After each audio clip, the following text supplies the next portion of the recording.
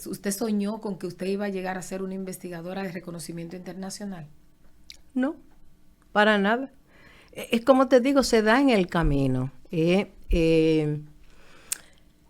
Yo primero quería ser, yo siempre quise, me gustó mucho siempre la conducta humana. Y de hecho, a mí mis amigas siempre me llamaban a contarme sus cosas, para que yo las aconsejara. O sea, que eso viene conmigo.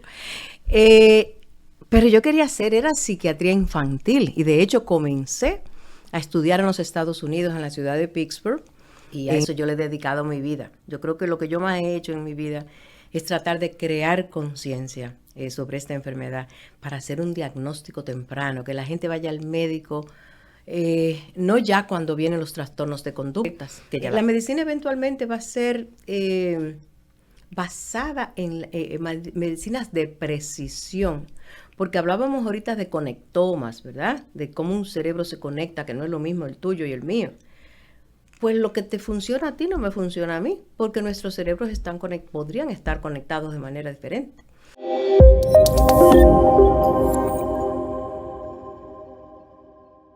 Saludos, ¿qué tal? Bienvenidos una vez más a su espacio de Yanira en Alta Voz.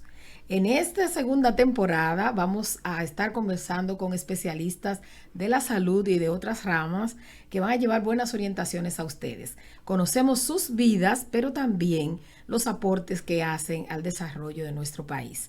Hoy tenemos a una científica a la que admiro muchísimo, amiga del doctor Sillier, y eso es un sello en mi vida, y es la doctora Daisy Acosta. Es investigadora, científica, psiquiatra y geriatra.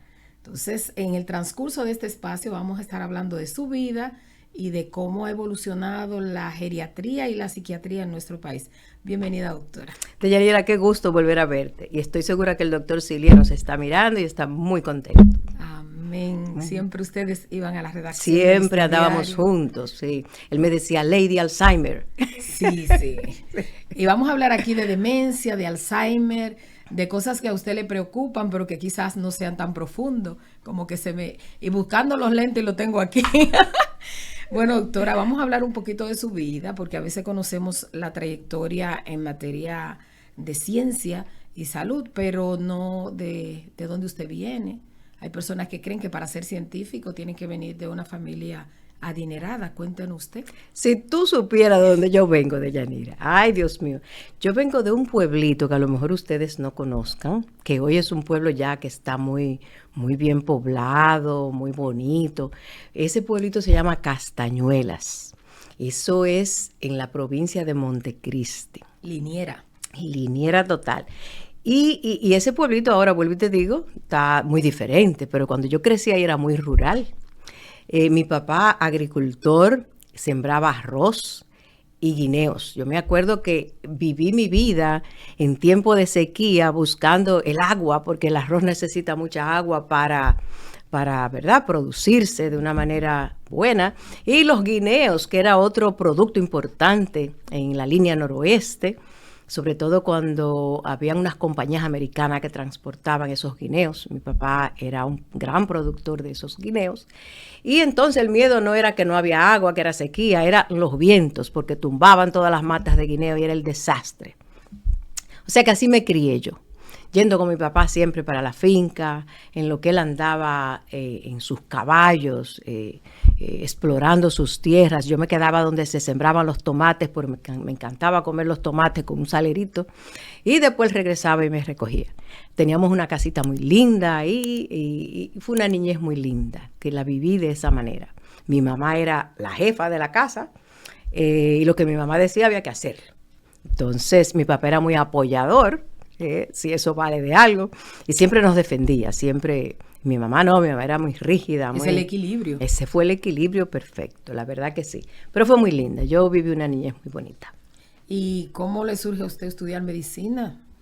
Pues tú sabes, Deyanira, que yo siempre jugaba poniéndole suero a las muñecas y siempre dándole pastillas a las muñecas. O sea que eso como que nació en mí. O sea, porque realmente, aunque habían médicos en mi familia, pero no era la norma. La norma era el campo, eran las cosechas, esa era mi vida.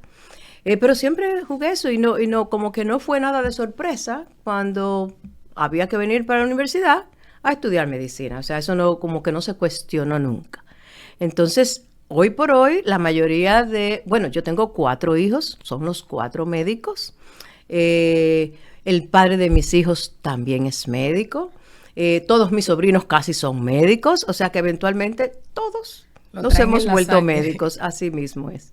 Pero mira qué bien que usted no viene de una familia adinerada, que viene casi de la línea, bueno, de la línea noroeste, casi en la frontera, y pudo echar para adelante. Entonces, claro que sí, Deyanira, todo el mundo puede echar para adelante, o sea, no hay... Ahora, en mi casa había una cosa, porque eso sí es importante. En mi casa éramos pobres, no había dinero, pero si tú decías que tú querías estudiar, había dinero, o sea, eso era la regla, había que estudiar en mi casa.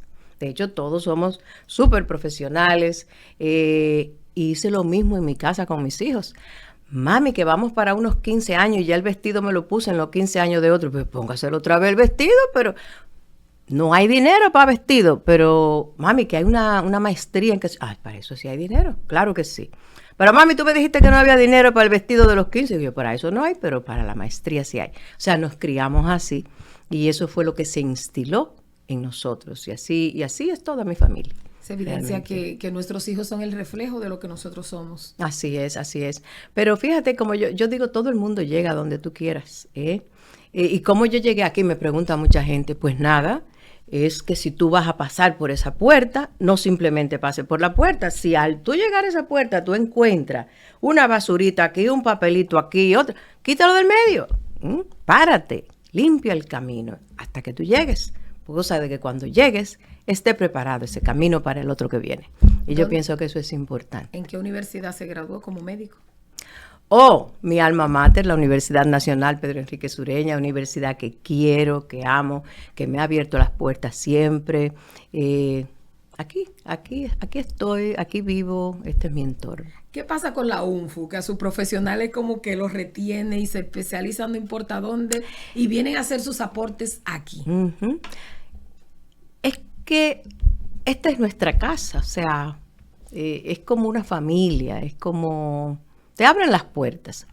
No es que sea tan fácil tampoco, hay muchas cosas que tú tienes que sobrepasar, hay muchas cosas que tú tienes que enfrentar, pero la UNFU coopera contigo, la verdad, por lo menos conmigo yo no tengo quejas de la universidad, la verdad que sí. Es el sentir de muchos profesionales de aquí que dicen lo mismo. Nos decían, yo me acuerdo, porque imagínate, yo soy de la promoción 77, ya calcula por ahí, y nos decían los niñitos ricos de la UNFU, porque lo de la UAS eran, ¿verdad?, los muchachos que se lanzaban, los que conocían nuestras ciudades, que conocían, entonces decían que los muchachitos que venían aquí a la UNFU éramos éramos niñitos ricos, porque éramos de padres que podían pagar esta universidad, porque en aquel tiempo se pagaba y eso era un escándalo, o sea, eso era mucho dinero.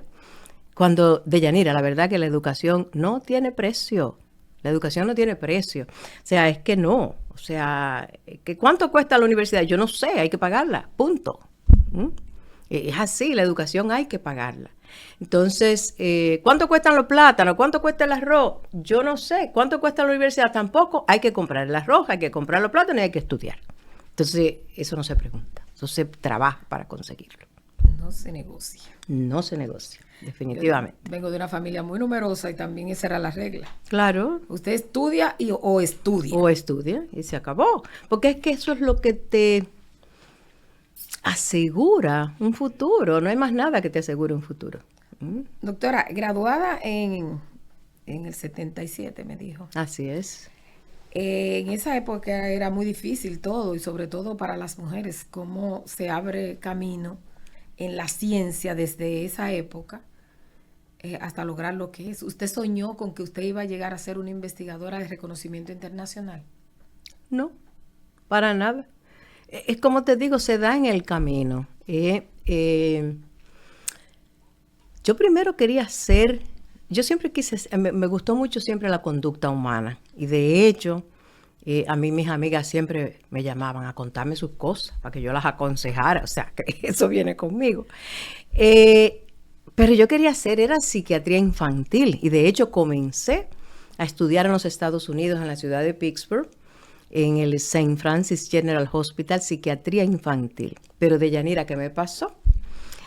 Yo recuerdo que había un jovencito, un muchachito como de 5 o 6 años llamado Delmar, precioso, pero tenía una polidipsia psicogénica. El muchachito era hijo de una paciente esquizofrénica.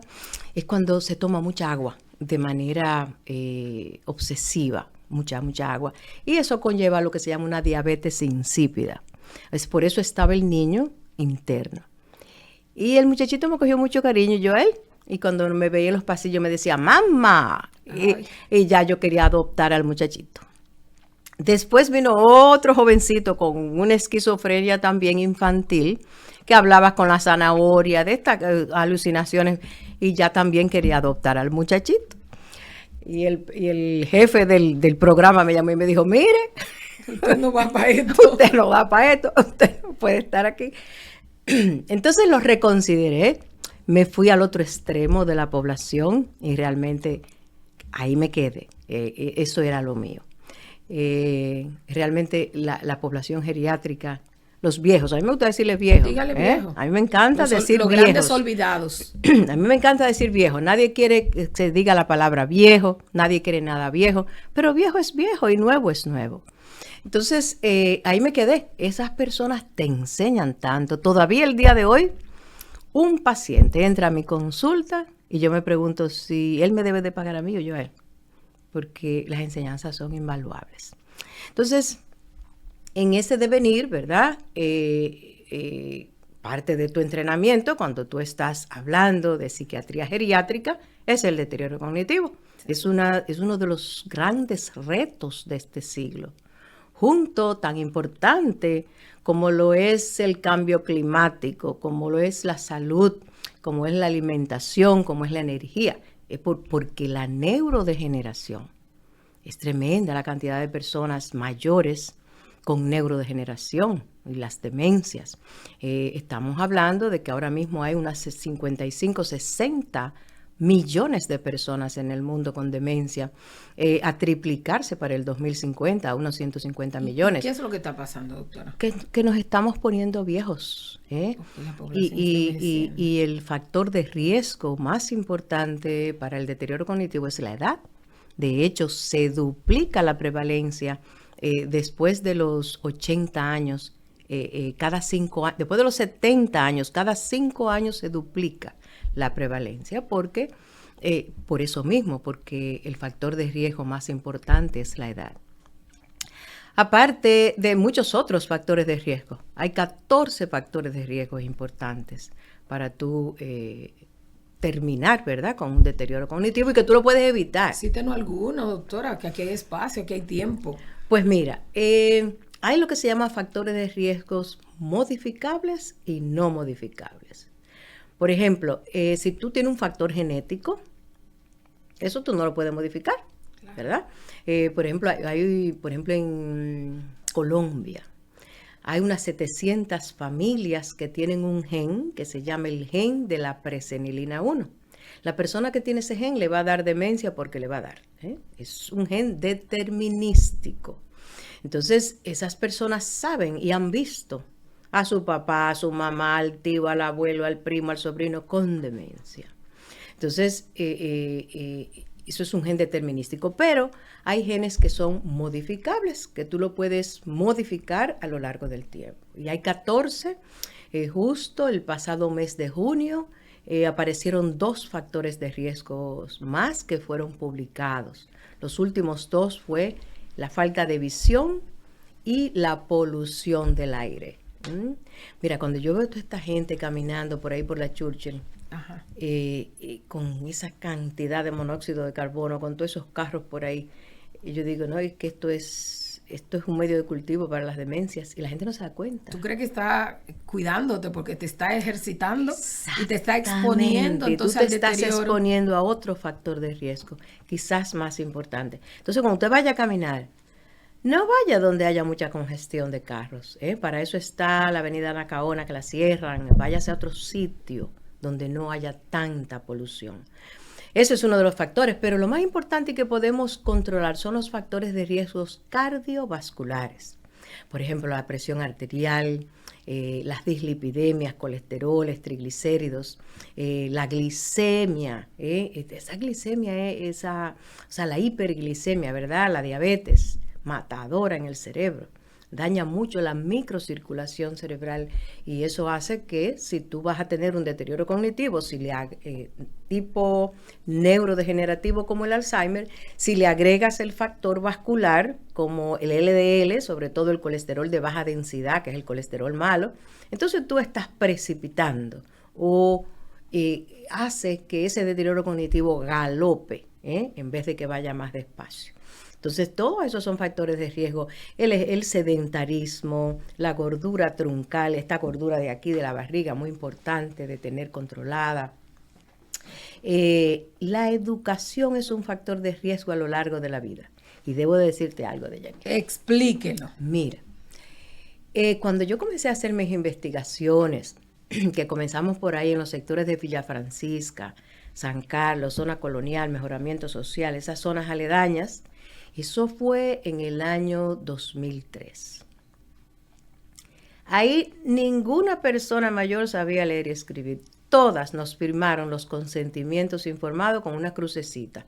Habían unos que hacían 3 crucecitas, otro 1, otro 2, pero no sabían más de ahí. Nosotros estamos haciendo ahora mismo un proyecto que se llama CADAS, que es un proyecto de prevalencia a nivel nacional, auspiciado por el Instituto Nacional de Salud Mental de los Estados Unidos.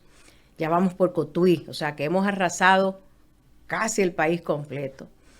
Y todas las personas mayores han sabido firmar con sus nombres. O sea, eso me llena de orgullo. O sea, que quiere decir que ese programa que se llamó Quisqueya Aprende Contigo, sí, fue exitoso. Sí. Fue exitoso y esas cosas no se dicen. Yo pienso que eso es importante. Tengo que escribir un artículo sobre eso, porque creo que eso es importante. Y cuando tú hablas de deterioro cognitivo y educación, no es solamente aprender a leer y escribir, porque tú podrías no saber leer y escribir y tener una vasta educación. Una educación es conversar con el vecino, oír un concierto que pasó en una plaza, una conversación con una amiga, leer cualquier cosa. Socializar de forma sana. Socializar de forma sana, todo eso es intelecto, todo eso es educación, no es solamente saber leer y escribir cuando tú defines educación, pero la educación es un factor de riesgo importante, la falta de educación, y el que más se ha replicado en todos los estudios. A menos educación, mayor demencia, mayor prevalencia de deterioro cognitivo. El fumar, señores, esa fumadera, el alcohol en exceso, todo eso son factores de riesgo. La sordera, y es un factor de riesgo corregible, modificable, porque si te ponen los aparaticos, se modifica el factor. Recuerda que los nervios auditivos, la audición, está muy cerca del lóbulo temporal, donde se almacena la memoria. Entonces, cuando tú le quitas ese estímulo a ese lóbulo, entonces eso tiende a producir neurodegeneración, muy importante. Doctora, cada vez más vemos personas jóvenes que están enfrentando problemas de salud mental. ¿Cómo se explica eso en las investigaciones? Hay una cosa que es salud mental y otra es deterioro cognitivo. Porque la salud mental es amplia, muy amplia. Ya te hablaba de los niños cuando yo comencé. O sea, tú puedes tener niños con esquizofrenia infantil. Tú puedes tener niños con depresión muy jovencitos. El trastorno bipolar, por ejemplo, comienza temprano. O sea, son enfermedades de la adolescencia que comienzan en la adolescencia. La mayoría de las enfermedades mentales que son crónicas y mientras más temprano se presentan, pues el pronóstico es peor y se presentan en gente joven. Ahora, el deterioro cognitivo, fíjate que hay que tener mucho cuidado porque por ahí vi una noticia, hay que tener cuidado con las noticias. Primer joven que se diagnostica con demencia a los 19 años. Oye, ese diagnóstico hay que revisarlo. Porque usted no puede diagnosticar una demencia hasta que usted no haya adquirido todas sus funciones cognitivas. Y sus funciones cognitivas tú no las adquieres hasta que tú tengas precisamente esa edad, 18, 19 años. Entonces hay que revisar ese diagnóstico porque puede ser un trastorno del neurodesarrollo, no necesariamente una demencia. Eso hay que cuestionárselo. Pero sí, se ve de todo. Por ejemplo, el paciente más joven con demencia que yo he tenido ha sido de 39 años. Y El más joven, entonces más todo joven. lo otro tiene otro nombre. Todas esas manifestaciones, Hasta donde depende del tipo, porque si es genético, como lo que yo te hablé de sí, ese gen de de la Colombia. presenilina 1 de Colombia, esas son demencias jóvenes, que ya esos niños lo comienzan a seguir ya desde los 8 años, porque comienzan a deteriorarse, no, ¿cómo te digo? No así jovencitos, pero lo comienzan a estudiar para ver en qué punto comienzan los fallos. Y esas personas normalmente ya tienen demencia franca y mueren a los 50 y tantos años. O sea que es una demencia agresiva. Contrario al Alzheimer, por ejemplo, que es una demencia que toma mucho tiempo. Un Alzheimer puede durar desde 2 hasta 20 años. O sea, es una enfermedad larga. Y que acaba con toda la familia. Sí, El cuidador, doctora. se dice que uno la sufre y todos la padecen. Porque el que cuida, una persona con demencia se enferma 3 veces más que un cuidador que cuida a otra persona con otro tipo de problemas. Por ejemplo, si tú cuidas a una persona que ha tenido una trombosis, un accidente cerebrovascular, se va a enfermar menos que la persona que cuida a una persona con demencia. Porque es que la persona con demencia no se puede autocuidar y no te puede ayudar en el cuidado, que ahí que está el problema. Doctora, y en este país del tercer mundo, donde todos los días hay más limitaciones con este tipo de pacientes con enfermedades de demencia, con Alzheimer, entonces sobre la familia, a veces una familia de escasos recursos que recae el cuidado, o sea, estamos condenados a que todos los días esté peor la familia. Sí, fíjate, yo pienso, por eso es que es importante crear conciencia. Y a eso yo le he dedicado mi vida. Yo creo que lo que yo más he hecho en mi vida es tratar de crear conciencia sobre esta enfermedad para hacer un diagnóstico temprano, que la gente vaya al médico, no ya cuando vienen los trastornos de conductas, que ya la persona no duerme de noche, que habla todo el tiempo, que no se puede cuidar, sino cuando la persona comienza a olvidarse de las cosas, porque cuando esta enfermedad viene a dar síntomas de Yanira, tiene años la neurodegeneración caminando. Entonces ya en ese momento, cuando se diagnostican, ya los medicamentos que hay disponibles no tienen mucho que hacer, porque la mayoría de las neuronas están degeneradas. Entonces, la familia, cuando tú logras que la familia entienda esto y que cuando la persona mayor comiencen a olvidársele las cosas, que vayan al médico, a hacer un diagnóstico temprano, porque esa persona va a durar mucho más tiempo autocuidándose, mucho más tiempo hábil, en capacidad de tomar decisiones, y la familia va a sufrir menos, porque no hay cosa que haga sufrir más a la familia que ver un ser deteriorándose frente a tus ojos y sin tú saber qué hacer. Sin tú saber qué hacer, porque tú vas al médico y ya no hay nada que hacer. Entonces hay que ir temprano, esa es la clave, diagnóstico temprano. Usted tocó lo del sueño. ¿Cuánto nos puede afectar la falta de sueño? Muchísimo. Mira, tú has visto los camiones que recogen basura, ¿verdad? Pues eso hace el sueño. Cuando tú duermes de noche, es como si el camión de la basura pasara por todas tus neuronas, por todo tu cerebro, a recoger toda la basura que se produjo en el día. Toda esa oxidación que sucede durante el día, de noche se van reparando, las neuronas se van reparando. El factor reparador de las neuronas está mucho más elevado durante las noches, durante el sueño. Entonces hay que dormir. Es cuando tu cerebro se repara y es cuando todo lo que hicimos durante el día, ¿tú ves esto que estamos haciendo ahora? Esta noche cuando nos acostemos, el cerebro agarra y lleva todo eso del hipocampo, que es donde estamos, la memoria reciente que estamos manejando ahora, y lo lleva hacia la corteza para guardarlo en memoria a largo plazo. Si tú no duermes, esa memoria a largo plazo va sufriendo, no se va almacenando. Entonces los eventos se te olvidan. La máquina no descansa. No descansa. Bueno, que el cerebro nunca descansa. No descansa. El cerebro trabaja 24/7. Aunque tú estés haciendo, cuando tú estás durmiendo, ahí es que tú trabajas. Hay que pagarle hora extra. Y la mejor forma durmiendo. Y alimentando muy Exactamente, bien. me gustó eso, lo voy a guardar. Hay que Sí. pagarle las extras y las mejores extras son cuando duerme. Y es verdad, en el sueño es cuando el cerebro más trabaja, porque ahí es que Sí. guarda información, ahí es que limpia el cerebro, ahí es que suceden las cosas importantes. Doctora, el cerebro es tan complejo. Demasiado. El cerebro nos saca la lengua y nos dicen, ustedes no saben nada, ustedes no saben nada. ¿Y cómo nosotros le sacamos la lengua a él? Eh, En el sentido de que tú sientes que te está abrumando mucho.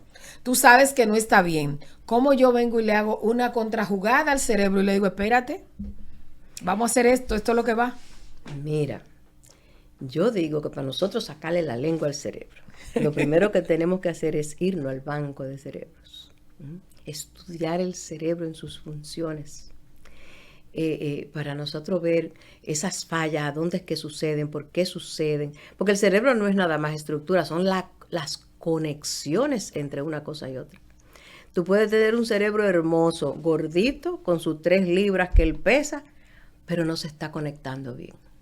Y si no hay esas conexiones, por ejemplo, tú puedes tener una memoria excelente, maravillosa, pero esas conexiones del hipocampo, donde está la memoria, lóbulo temporal, si no se conectan con el lóbulo frontal, que es el que razona, ¿m? Tú puedes tener la memoria más hermosa, pero tú no la razonas. Entonces tú te quitas la ropa delante de la gente porque tú no estás razonando de que eso tú no lo puedes hacer, porque no hay conexión.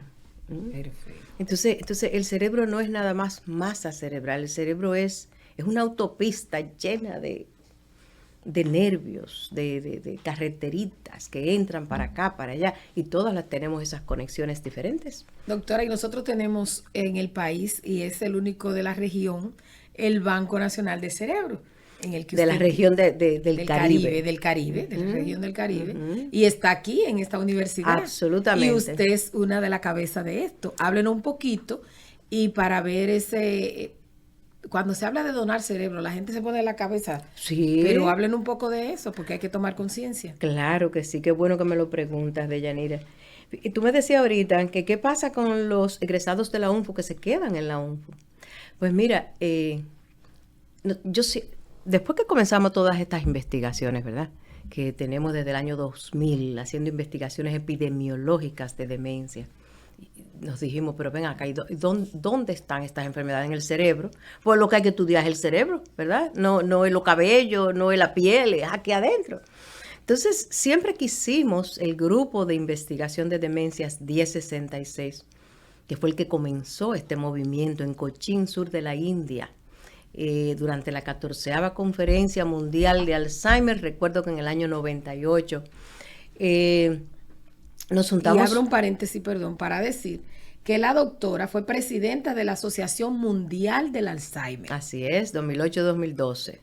Continúa, doctora. Disculpe. Entonces nos reunimos ahí, comenzamos a hacer esta investigación y dijimos, pero esto es el cerebro.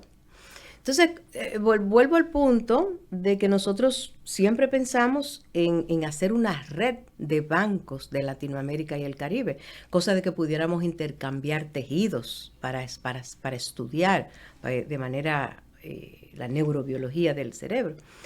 Y se me ocurre decir un día, frente al doctor Guillén, yo quiero hacer un banco de cerebros. Y por ahí pasaba el rector de la universidad.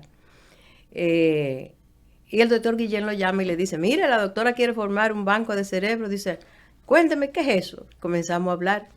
Y se me abrieron las puertas. Tan fácil que fue y lo difícil que es formar un banco de cerebros. O sea, que esto fue una cosa como mandada por Papá Dios, por todos los arcángeles y todos los ángeles, porque realmente se facilitó todo.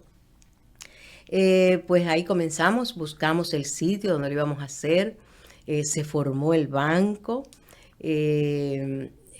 muy difícil eso de donaciones, porque justo el banco se fundó en el 19, fue casi comenzando la pandemia, o sea, ahí tuvimos que cerrar.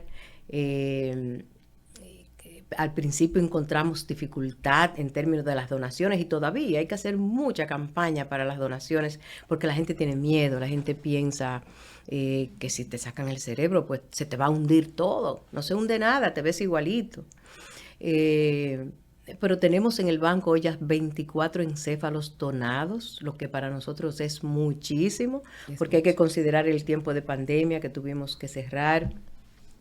La población hay que educarla, y cuando está bien educada, donan los cerebros, porque saben la importancia de estudiar el cerebro, porque cuando tú sufres esta enfermedad, tú no quieres ver a tu hijo con ella. Tú no quieres, y tú dices, bueno, quizás donar el cerebro de mi marido, de mi papá, de mi mamá, quizás no me beneficia a mí ahora, pero me va a beneficiar a otras generaciones, ¿verdad?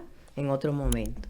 Entonces, la clave es educar en términos de donación, en términos de estudios, porque no es solamente tener el banco para guardar cerebros, es para hacer estudios con esos cerebros.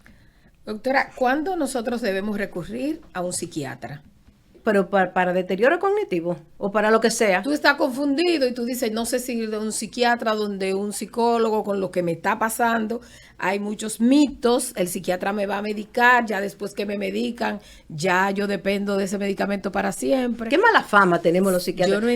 Una fama horrible, porque son los pastilleros. Exacto. Ahí vienen esto a dar pastillas y a poner a uno bobo y a dormir. No lo quería decir así, pero usted lo está diciendo. Así mismo, pero eso es el consabido que es así.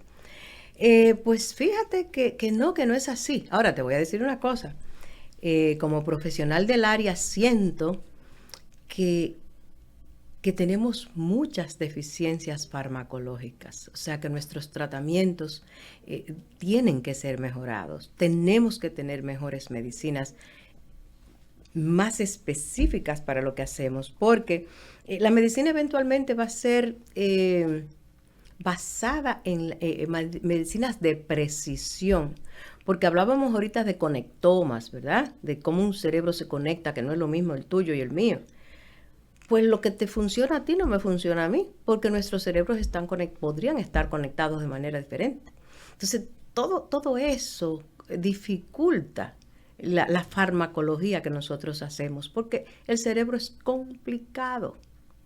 Muy complicado. Entonces, ¿cuándo tú debes asistir al psiquiatra? Siempre que tú sientas que las cosas no están bien. Yo tengo 20 años y siento que se me olvidan las cosas. Vaya al médico, porque puede ser una deficiencia de B12, de ácido fólico, hay muchísimas cosas que producen olvidos, falta de concentración, miles de cosas. Y si usted tiene un problema, es más, toda persona debería de tener un terapeuta a lo largo de la vida, para usted no tomar determinaciones solas ni a lo loco. Usted debería de ir donde un terapéutica por lo menos 4 veces al año, a ponerse al día con usted mismo y ver qué pasa. O sea, eso es igual que otro médico cualquiera. Yo creo que yo estoy abusando de su tiempo, pero 2 puntos nada más.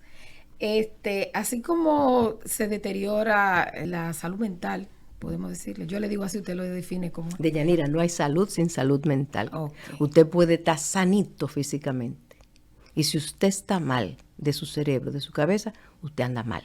Entonces, no hay salud sin salud mental. Y es parte de la definición de lo que es salud en la Organización Mundial de la Salud.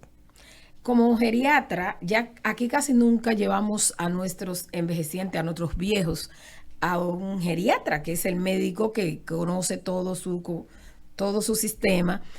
Usted sabe que hay algunos que por su edad se van perdiendo la memoria, tienen Alzheimer, pero hay personas de edad avanzada que se mantienen intactos, nítidos, y lo descalifican en la familia porque es el viejo.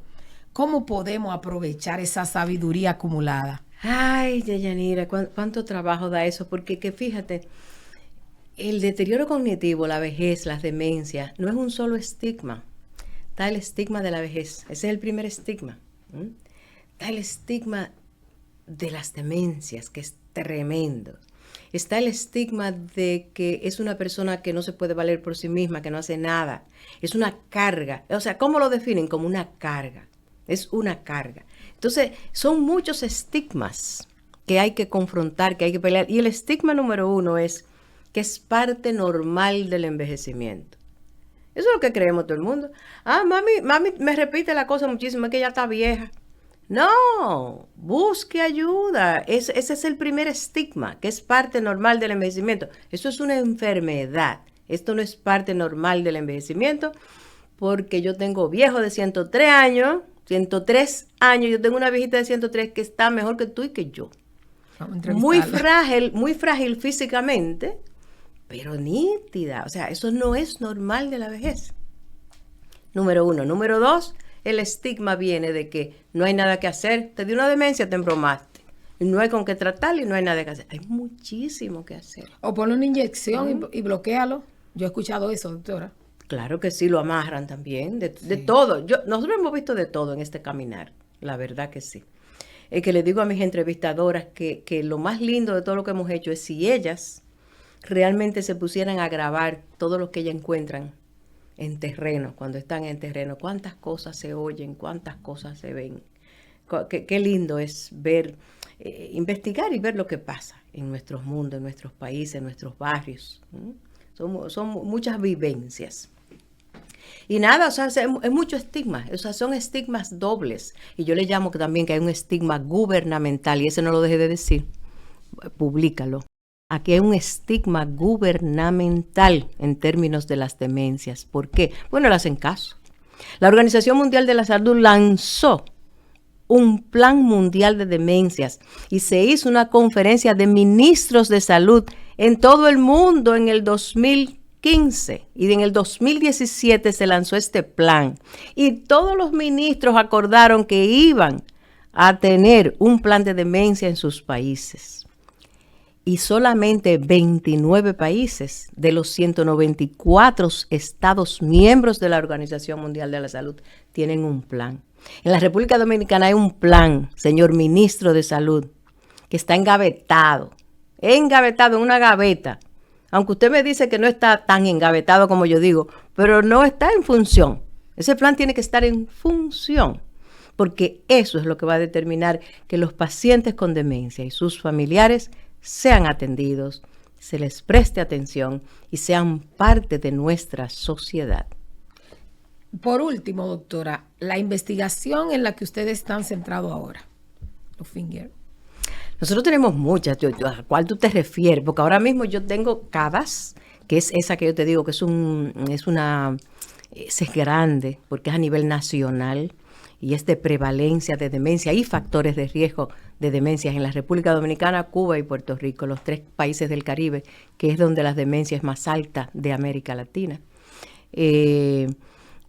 Tenemos esa y tenemos Fingers, la TAN Fingers, como yo te digo, que es de prevención de salud, y tenemos otra que es Vida a los años 1066.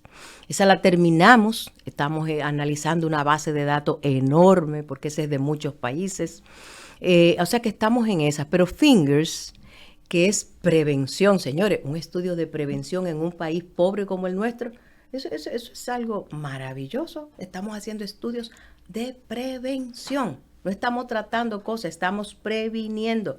Y eso es muy importante. Y eso es una cosa de la que estoy muy orgullosa. Y como te digo, nos reunimos en Bávaro, en Punta Cana, el del 8 al 13 de marzo, para por primera vez analizar nuestros datos y poderle ofrecer a nuestros gobiernos datos con los que trabajar para implementar esos planes nacionales de demencia. Bueno, señores, gracias a la doctora. Les robamos muchísimo tiempo, pero ha valido la pena. Más te vale que tú hables de demencia a nivel en la prensa, porque eso es otra cosa, Deyanira, antes de que terminemos. Ustedes, la gente de la prensa, lo que ponen como demencia es un viejo ya, mira, todo deteriorado, ya que ya no puede con él, encamado, que no habla, que no puede comer. ¡Ey!